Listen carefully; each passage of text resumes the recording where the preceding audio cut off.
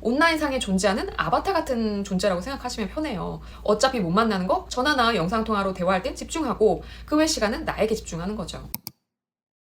안녕하세요. 미국인 남편과 결혼 13년 차 시카고 사는 스달댁입니다. 저랑 남편이 한미 국제 커플인데 장거리 연애를 꽤 오래 했죠. 결혼 13년 동안 절반은 장거리 연애를 한 것 같고 지금도 제가 한국에 자주 왔다 갔다 해야 해서 혹은 남편의 해외 출장 때문에 1년에 몇 번씩 서로 다른 나라에 있는 적이 많습니다. 그래서 오늘은 제가 자칭 장거리 연애 전문가로서 장거리 연애에 대한 꿀팁을 강추해 보도록 하겠습니다. 제가 여자다 보니까 아무래도 좀 더 여자 입장에서 말씀드려 볼게요. 일단 장기 연애를 하게 되면 연락의 빈도는 어느 정도가 적당할까 고민하실 수 있을 텐데요. 저는 하루에 한 번 정도가 적당하다고 생각해요. 저와 남편 같은 경우는 제가 미국 유학 시절 만났는데 졸업을 하면서 제가 한국에 오게 됐고 그러면서 자연스레 한국, 미국 장거리 연애가 시작됐죠. 연락을 뭐 자주 하고 싶어도 밤낮이 정반대인 시차 때문이기도 했고 제가 사실 원래 연락을 자주 하는 스타일이 아니거든요. 남자뿐만 아니라 여자친구들하고도 마찬가지예요. 그래서 시간을 정해서 하루에 한 번 정도 전화 통화를 하고 가끔은 영상 통화를 하기도 했어요. 그런데 연락은 양보다는 질이 중요하다는 거예요. 연락을 너무 자주 하게 되면 서로의 일이나 공부를 방해할 수도 있고 계속 떨어져 있다 보니 나중엔 좀 할 얘기도 떨어지게 되고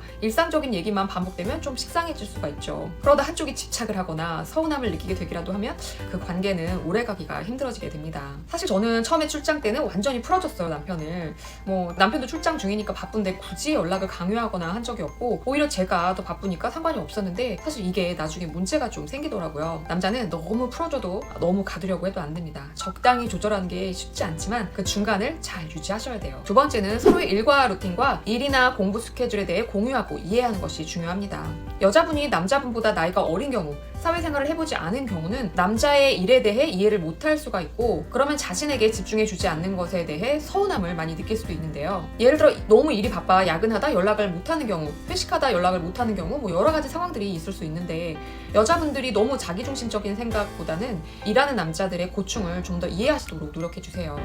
물론 남자분들은 평소에 미리 연락을 하는 등 믿음을 심어주셔야 이런 경우가 발생했을 때 사랑하는 여자분을 불안하지 않게 할 수 있겠죠. 남자들 중에는 또 마음과 달리 표현을 잘 못하는 남자들도 있습니다. 그럴 땐 적극적으로 물어보고 표현해달라고도 해보세요. 정말 괜찮은 남자들 중에는 여러분을 좋아하지만 자신의 일에 집중하느라 정말 바빠서 연락을 자주 못하거나 여러분을 잘 챙기지 못할 수도 있습니다. 그건 여러분의 선택이에요. 능력 있고 연락 잘 못하는 남자와 능력 없고 연락 잘하는 남자 중에서 어떤 남자를 원하는지 곰곰이 생각해보세요. 또 능력 있고 연락 잘하는 남자가 나와 사랑에 빠질 확률은 얼마일까도 생각해 보시고요. 세 번째는 자기 개발을 하거나 자기 일에 집중하는 겁니다. 지금 이 남자는 나에게 집중 안 하고 뭐 할까? 왜 나에게 신경 쓰지 않을까 고민하기 시작하는 순간 여러분은 집착이 시작되고 마음의 불안감이 밀려오게 됩니다. 나를 사랑하긴 하는 걸까? 이 관계가 맞는 걸까? 하지만 내가 나에게 집중하는 순간 다시 건강한 관계가 시작됩니다. 여자분들 이건 제 경험으로 말씀드리는 건데 남자들은 자신에게 집중하거나 헌신하는 여자 정말 매력 없어 합니다. 슬프지만 현실이에요. 물론 결혼 전 연애 이야기죠. 자신에게 집중하는 여자분들에게 남자분들은 더 끌린다고 하고 여자분들도 자기 개발이나 일에 집중하면서 스스로도 발전하고 매력적인 사람이 될 수 있는 거죠. 그냥 남자친구, 여자친구가 온라인상에 존재하는 아바타 같은 존재라고 생각하시면 편해요. 어차피 못 만나는 거 전화나 영상통화로 대화할 땐 집중하고 그 외 시간은 나에게 집중하는 거죠. 장거리 연애를 하시는 분들은 자주 못 만나기 때문에 서로에게 중요한 의미가 있는 선물이나 둘만의 추억이 담긴 표시를 하나씩 가지고 있으면 좋은데요. 저 같은 경우는 장거리 연애 때 남편이 어느 날 미국에서 깜짝 놀랄 선물을 보낸다고 얘기를 하는 거예요. 뭔지는 얘기 안 해주고 깜짝 선물이라고 해서 솔직히 좀 기대를 했었거든요. 그런데 도착한 선물을 열어보니 글쎄 구멍이 송송 뚫린 다 찢어진 티셔츠를 보내왔더라고. 자기가 중학교 때부터 입은 그 아끼는 티셔츠라면서. 남편은 제가 그걸 받고 엄청 좋아할 줄 알았나 봐요. 저 그거 받고 완전 황당해서 말이 안 나왔는데 감동할 줄 알았다는 거에 너무 충격했어요.